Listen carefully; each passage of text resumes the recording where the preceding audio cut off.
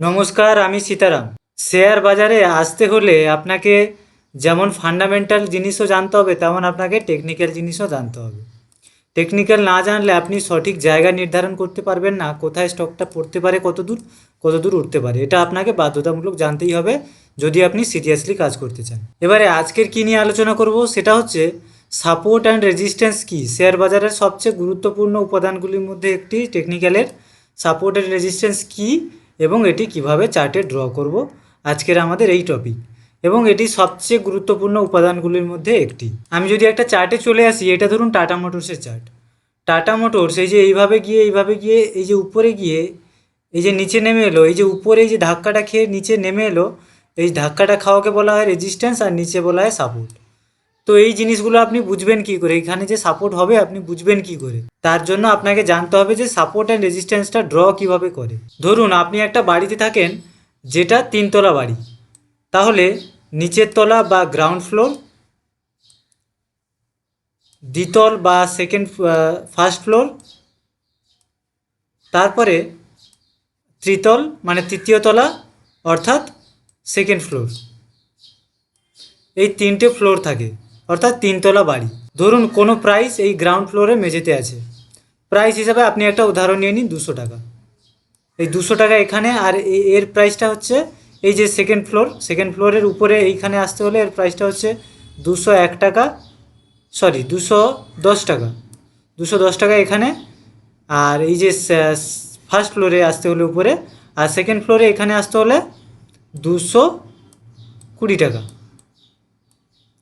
তাহলে এই নিচে কোনো প্রাইস 200 টাকা এখানে খুলেছে, এই জায়গাতে খুলেছে, এইখানে প্রাইসটা এরকম করছে, করার পরে এই 200 টাকা থেকে একটা সময় গিয়ে এই 210 টাকাতে পৌঁছলো। মানে এই 219 টাকা এর নিচে পর্যন্ত ছিল, 209 টাকা।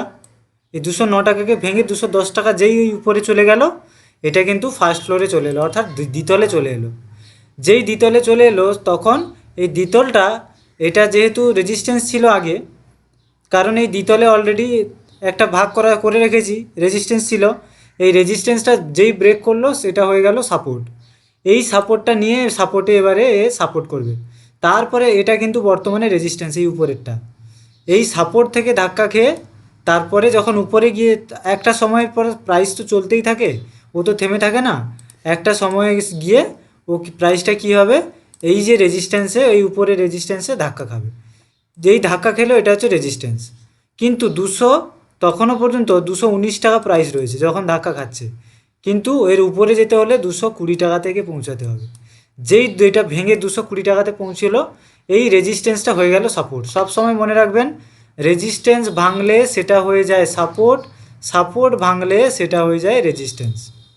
ঠিক আছে, এই উপরে চলে এলো, এটা হয়ে যাবে এখন, এই যে রেজিস্ট্যান্সটা হয়ে যাবে সাপোর্ট, এবং এখানে একবার ঘুরতে থাকবে, তারপরে তার উপরে আবার হতে চলবে এইভাবে। ঠিক একইভাবে এটা তো আমরা দেখলাম যে পরপর একটা রেজিস্ট্যান্স, এই যে রেজিস্ট্যান্স এইটাকে ভেঙে উপরে চলে গেল, এই রেজিস্ট্যান্সটা কীভাবে সাপোর্ট হলো, আবার ওই রেজিস্ট্যান্সকে ভেঙে উপরে চলে গেল, রেজিস্ট্যান্সকে কীভাবে রেজিস্ট্যান্সটা সাপোর্ট তৈরি হলো বুঝলাম। কিন্তু ঠিক এর অপোজিট আমরা যদি দেখি যে সাপোর্ট কীভাবে রেজিস্ট্যান্স তৈরি হচ্ছে। ধরুন এইখানে 220-তে কোনো একটা প্রাইস রয়েছে, এইখানে সাপোর্ট নিচ্ছে, কিন্তু এই 220 থেকে 219-এ চলে এলো এই সাপোর্টটা ভেঙে। যেই ভেঙে চলে আসবে এই সাপোর্টটা তখন হয়ে যাবে রেজিস্ট্যান্স। এই যে সাপোর্টটা আছে, এই সাপোর্টটা তখন ভেঙে হয়ে যাবে রেজিস্ট্যান্স। তাহলে দেখুন এখন 219-এ প্রাইসটা চলে এসছে, এই এখন রেজিস্ট্যান্সের কাছে উপরে গিয়ে রেজিস্ট্যান্স নেবে, কিন্তু এই যে এটা হয়ে যাবে সাপোর্ট। এই রেজিস্ট্যান্সটা সাপোর্ট হয়ে গেছিলো, এটা থাকবে সাপোর্ট, কারণ যেহেতু প্রাইস এর উপরে রয়েছে। প্রাইসের নিচে থাকলে এটা থাকতো রেজিস্ট্যান্স, এটা হতো রেজিস্ট্যান্স। প্রাইসের উপরে আছে মানে এটা হচ্ছে সাপোর্ট। এবং আমরা যদি দেখি এটা প্রাইস চলতে এই 210-এ এসে যখন ধাক্কা খাবে এখানে সাপোর্ট, কিন্তু 210 থেকে 209 যখন নেমে আসবে, মানে এই ঘরের নিচে নেমে আসবে, তখনই সেটা হয়ে যাবে এই সাপোর্টটা ভেঙে, সাপোর্টটা তখন ফট করে রেজিস্ট্যান্স হয়ে যাবে, এবং রেজিস্ট্যান্স হয়ে এটা তখন সাপোর্ট থাকবে, এবং এখানে 200-তে প্রাইস চলাফেরা করতে থাকবে। কিন্তু 200 থেকে 199-তে যখন প্রাইসটা ভেঙে এখানে নিচে চলে আসবে, তখন এই যে গ্রাউন্ড ফ্লোরের এটা সাপোর্ট ছিল, এই সাপোর্টটা আবারও রেজিস্ট্যান্স হয়ে যাবে। এইভাবে সাপোর্ট হয়ে যায় রেজিস্ট্যান্স, আর রেজিস্ট্যান্স হয়ে যায় সাপোর্ট। তাহলে আমি যদি এইখানে ওই একতলা দ্বিতলার মতো কিছু তলা এঁকে নিই। এটা বর্তমানে আছি টাটা মোটরসের, এই দেখুন টাটা মোটরসের ডেলি চার্টে আছি। তাহলে ওই একতলা দ্বিতলের মতো আমি ওই রকম তল এঁকে নেব। ধরুন এটা এই একটা তল, এর উপরে এখানে একটা তল আঁকলাম, আর এর নিচে আমি আবারও একটা তল আঁকবো। কোথায় আঁকবো? এই জায়গাতে ঠিক একটা তল আঁকবো, আবারও একটা তল আঁকবো এইখানে। তাহলে আপনি ওই আগের মতো সেম ছকে মেলান। এবারে এইটাকে আমি যদি নাম দিই গ্রাউন্ড ফ্লোর, এই নিচেরটা গ্রাউন্ড ফ্লোর দিলাম, উপরেরটা ফার্স্ট ফ্লোর দিলাম, তারপরেরটা সেকেন্ড ফ্লোর দিলাম, তারপরেরটা থার্ড ফ্লোর দিলাম, মানে 4 তলা বাড়ি হয়ে গেল, তাই তো?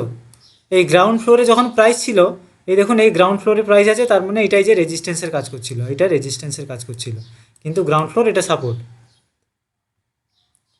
সাপোর্ট, তাহলে সাপোর্টটা এবারে গিয়ে আবার রেজিস্ট্যান্স নিল, ধাক্কা খেয়ে এলো, রেজিস্ট্যান্সের কাজ করছে।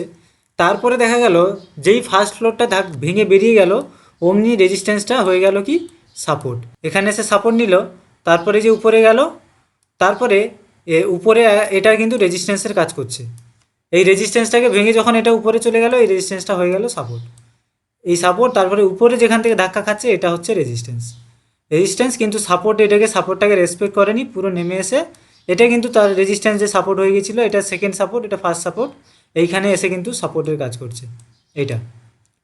ঠিক আছে, প্রাইস যখনই এর উপরে থাকবে এটা সাপোর্ট, সেটা ফার্স্ট হতে পারে, সেকেন্ড হতে পারে, থার্ড হতে পারে, এটাও সাপোর্ট রয়েছে। এর নিচেও যে সাপোর্ট থাকবে সেটা আপনি 1 2 3 করে নামও দিতে পারেন, যা খুশি করতে পারেন, তাই না? তো এইটা এখন সাপোর্ট। দেখুন এই সাপোর্ট থেকে আবার যেই এটা ভেঙে চলে এসছে, এই যে রেজিস্ট্যান্সটা সাপোর্ট হয়ে গেছিলো, এটা কিন্তু যেই ভেঙে চলে এসছে সাপোর্টটা আবার রেজিস্ট্যান্স হয়ে গেছে। এই দেখুন গিয়ে রেজিস্ট্যান্স নিল এই মুহূর্তে টাটা মোটরস, এবং এখানে ক্লোজ করেছে। এরপরে যদি ভেঙে উপরে চলে যায় এটা, তাহলে রেজিস্ট্যান্সটা আবার সাপোর্ট হয়ে যাবে। তো এইভাবেই সাপোর্ট আর রেজিস্ট্যান্স কাজ করে। লাইভ মার্কেটে এইরকম তল আকারে এঁকে দেখানোর চেষ্টা করলাম। আশা করি আপনার ভিডিওটা ভালো লাগবে, ভালো লাগলে একটা লাইক করবেন আর চ্যানেলটা সাবস্ক্রাইব করে দেবেন। আপনারা যদি সুইং ট্রেডিং করতে চান এবং মান্থলি আপনার ক্যাপিটালের উপরে একটা ভালো পরিমাণে রিটার্ন জেনারেট করতে চান, তাহলে আমার সুইং ট্রেনিংয়ে যুক্ত হতে পারেন। ওখানে 8 দিনের একটা লাইভ ক্লাস হবে। লাইভ ক্লাসে 1 to 1 আমার সাথে ক্লাস হবে, এবং 8 দিন ক্লাস শেষ হয়ে যাওয়ার পরেও লাইফ টাইম আমার সাপোর্ট থাকবে। কখন কিভাবে আপনি স্টক কিনবেন, বিক্রি করবেন, একটা ভালো রিটার্ন পাচ্ছেন কি না, লাইফ টাইম আমার সেই বিষয়ে আপনারা সাপোর্ট পেয়ে যাবেন। কোর্সের ফি থাকছে 2999 টাকা, এবং এটা ওয়ান টাইম ফি, যার জন্য লাইফ টাইম সাপোর্ট অ্যাডিশনাল আপনার জন্য থাকবে হোয়াটসঅ্যাপ। আর ডেসক্রিপশানে হোয়াটসঅ্যাপ নাম্বার রয়েছে, অথবা স্ক্রিনে আসছে এখানে, এই নাম্বারে যোগাযোগ করতে পারেন, বাকি ডিটেলস আমি দিয়ে দেবো।